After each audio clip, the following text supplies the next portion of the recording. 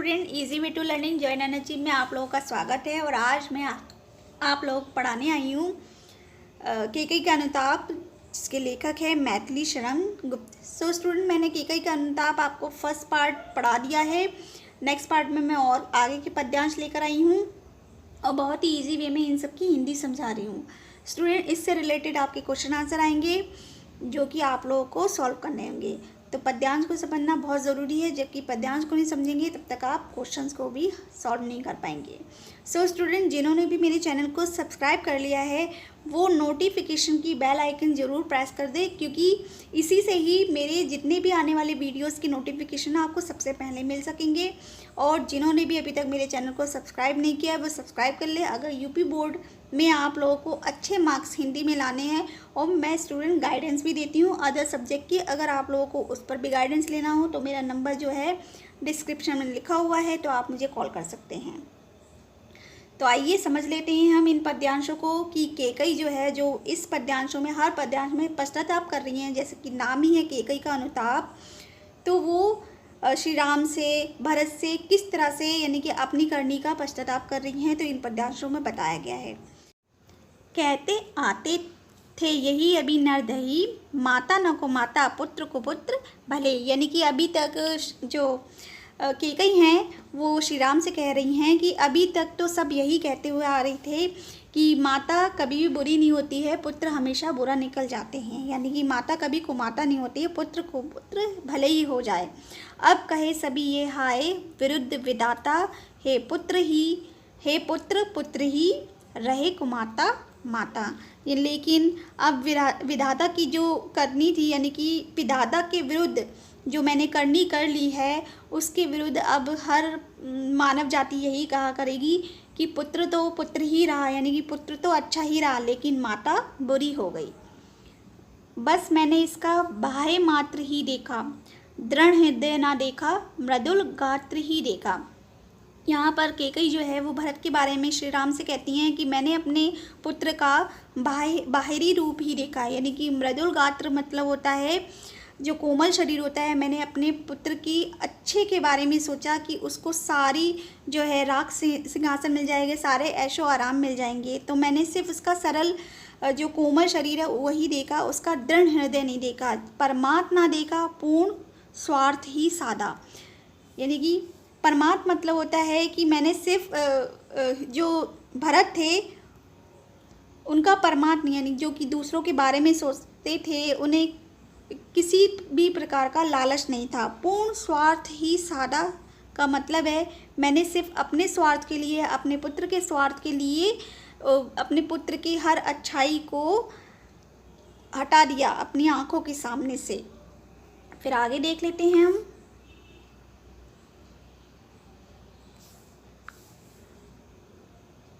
इस कारण ही तो हाय आज ये बाधा, यानी कि इसी कारण तो आज ये बाधा उत्पन्न हुई है कि तुम्हें 14 वर्ष का वनवास मिल गया है, मेरा पुत्र मेरे पास नहीं है, वो भी वनवास के लिए निकल गया है। तो ये सारी बाधा सिर्फ मेरे इस करनी से हुई है। युग युग तक चलती रही कठोर कहानी, अब युगों युगों तक यही कठोर कहानी चलती रहेगी। रघुकुल में भी थी एक अभागिन रानी, यानी कि रघुकुल में भी एक अभागिन रानी थी जिसने अपने पति के साथ साथ पुत्र को भी खो दिया। निन जन्म जन्म में सुने जीव ये मेरा, धिक्कार उसे था महास्वार्थ ने घेरा। अब जन्मों जन्म तक मेरी जो शरीर है, मेरे जो कान है, वो हमेशा यही सुनते आएंगे कि धिक्कार उस माँ पर जिसको महास्वार्थ ने घेर लिया था, जिसने अपने पुत्र और अपने पति दोनों का ही विनाश कर दिया। तो इस तरह से केकई जो है इस पद्यांश में पश्चाताप कर रही हैं और श्री राम से बोल रही हैं। तो चलिए स्टूडेंट, क्वेश्चंस को और समझ लेते हैं। पहला क्वेश्चन है उपयुक्त पद्यांश का संदर्भ लिखिए। तो संदर्भ इस प्रकार लिखना है आप लोगों को कि प्रस्तुत पद्यांश हमारी पाठ्य पुस्तक काव्यांजलि में संकलित केकई का अनुताप से लिया गया है और इसकी जो रचयिता है वो है श्री मैथिली शरण गुप्त जी। नेक्स्ट क्वेश्चन है केकई को अभागिन रानी क्यों कहा गया है? क्योंकि उसने अपनी करनी यानी कि बुरी करनी के कारण अपने पुत्र और अपने पति दोनों का ही विनाश कर दिया अपने एक करनी के कारण, तो केकई को इसलिए अभागिन रानी कहा गया है। नेक्स्ट क्वेश्चन है, इस पद्यांश में कवि ने किस प्रसंग का उल्लेख किया है? तो कवि ने इसमें केकई का पश्चाताप का उल्लेख किया है, जिसमें जो माता है उसने ये जो वर्णन किया है, वो माता है कुमाता हो गई और पुत्र जो है वो पुत्र ही रहा, लेकिन माता इसमें बुरी हो गई। नेक्स्ट क्वेश्चन है, इस पद्यांश में कौन सा अलंकार है? तो इस पद्यांश में अलंकार है अनुप्रास अलंकार है और उपमा अलंकार है, क्योंकि काफ़ी जगहों पर उन्होंने माता कुमाता हो गई इस तरह से उपमा भी दी है। अनुप्रास अलंकार इस तरह से क्योंकि कई शब्दों का जो वर्णन है, यानी कि कई वर्ण हैं जो उनको रिपीटेड किया गया है, तो इसमें अनुप्रास अलंकार है। नेक्स्ट है क्वेश्चन, रेखांकित पंक्ति की व्याख्या कीजिए। तो चलिए स्टूडेंट रेखांकित पंक्ति और देख लेते हैं कहाँ है। ये है, परमात्मा देखा पूर्ण स्वार्थ ही सादा, इस कारण ही तो आई ये बाधा।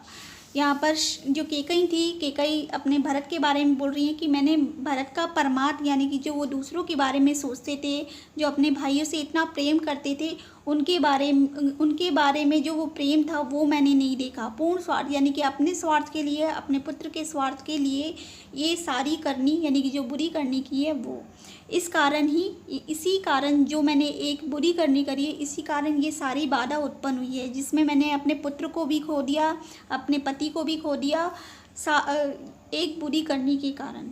सो स्टूडेंट, ये हैं सारे क्वेश्चंस, और स्टूडेंट आगे भी बहुत सारे क्वेश्चंस हैं, आप देख लीजिए, क्योंकि ये क्वेश्चंस अब आप लोगों को खुद ही सॉल्व करने हैं, क्योंकि मैंने पूरा पद्यांश आपको समझा दिया है। तो आप चाहें तो इसका स्क्रीनशॉट भी ले सकते हैं। स्क्रीनशॉट ले लेंगे तो आपको समझ में आ जाएगा कि क्वेश्चन की किस तरह से कैसे आप लोगों को सॉल्व करने हैं, और आपके पास बुक्स या फिर जो क्वेश्चन बैंक जो भी है उससे आप इन क्वेश्चनों को सॉल्व कर सकते हैं। तो चलिए स्टूडेंट नेक्स्ट पद्यांश को और देख ले रहे हैं कि नेक्स्ट पद्यांश में केकई किस तरह से श्री राम से, भरत से अपना पश्चाताप कर रही हैं।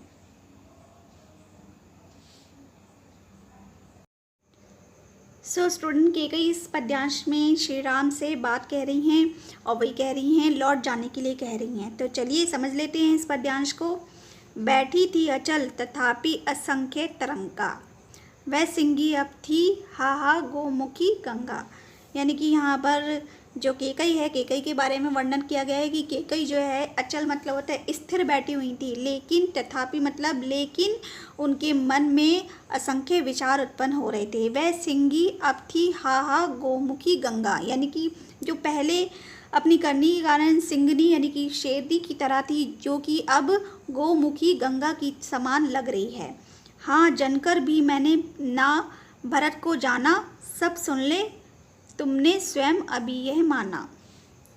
तो वो श्री राम से कह रही हैं कि हाँ, मैंने अपने ही पुत्र को जन्म दिया है और उसको ही नहीं जान पाई। सब सुन ले, जो यहाँ पर भरी सभा बैठी हुई वो सब सुन ले कि श्री राम ने अभी यही कहा है, स्वयं अभी यह माना है कि मैं भरत को जनकर भी नहीं जान पाई। यह सच है तो फिर लौट चलो घर भैया।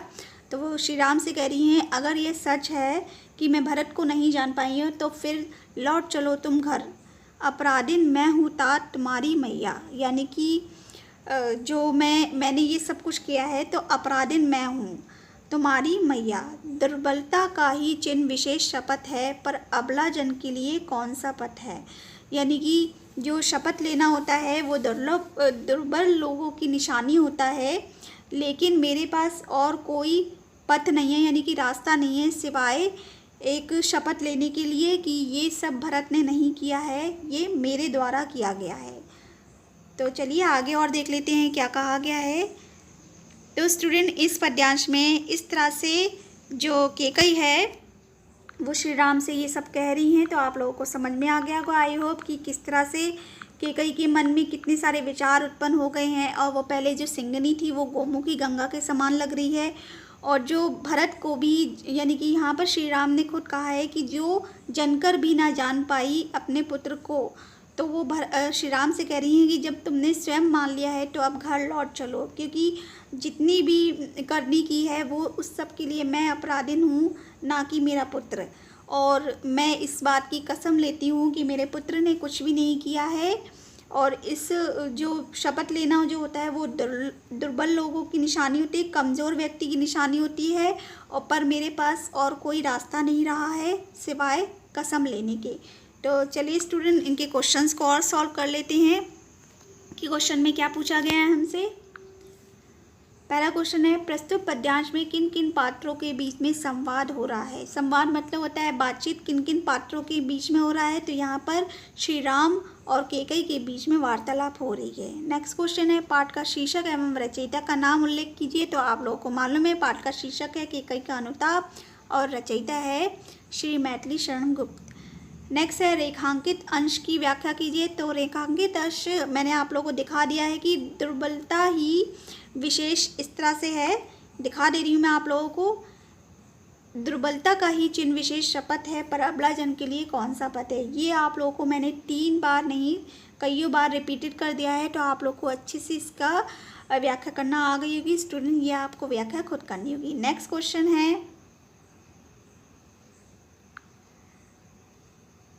घर लौट चलने के लिए कौन किससे आग्रह कर रहा है। तो घर लौट चलने के लिए जो कैकेयी हैं वो श्री राम से आग्रह कर रही हैं कि भैया अब तुम घर लौट चलो। नेक्स्ट क्वेश्चन है, सिंगनी और गोमुखी गंगा में क्या अभिप्राय है। तो सिंगनी का मतलब है शेरनी और गोमुखी गंगा का मतलब है पवित्र गंगा, जो कि सरल हृदय वाली होती है, क्योंकि हमारी गंगा को बहुत ही सरल हृदय और चंचल माना गया है। तो चलिए स्टूडेंट, मैंने आप लोगों को सारे क्वेश्चन सॉल्व करवा दिए, पद्यांश भी अच्छे से समझा दिया है।